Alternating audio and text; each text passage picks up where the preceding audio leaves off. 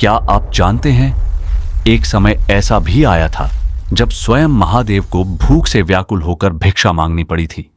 लेकिन क्यों? जिनकी अर्धांगिनी स्वयं माता अन्नपूर्णा है, उन्हें ही दूसरों के सामने हाथ फैलाना क्यों पड़ा? इस रहस्य की शुरुआत होती है कैलाश पर्वत से। एक दिन ध्यान से उठकर महादेव बोले, यह पूरा संसार माया है और अन्न भी माया है। यह सुनकर माता पार्वती कुछ क्षण के लिए शांत रह गईं। फिर उन्होंने धीमे स्वर में पूछा, प्रभु, अगर अन्न माया है तो यह भूख कैसी है? महादेव ने उत्तर दिया, जो जन्म लेता है वह नश्वर है, अन्न भी क्षणभंगुर है। बस यही सुनकर माता के हृदय में वेदना भर गई। उन्होंने शांत स्वर में कहा, तो ठीक है प्रभु, आज आप स्वयं देखिए अन्न के बिना यह संसार कैसा होता है।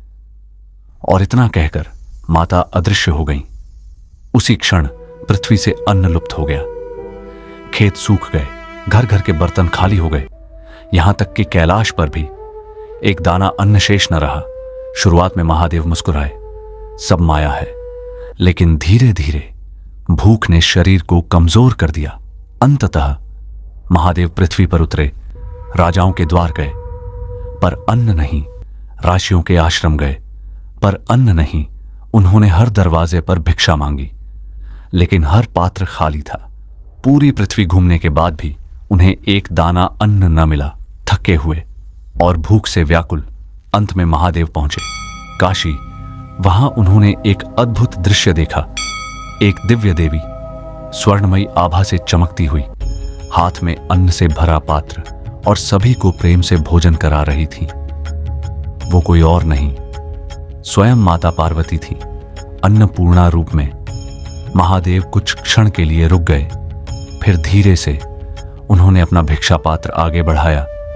माता ने उनकी ओर देखा, न कोई क्रोध, न कोई तिरस्कार, सिर्फ एक मौन शिक्षा, और अपने हाथों से उन्हें अन्न परोसा। उसी क्षण महादेव को सत्य का अनुभव हुआ।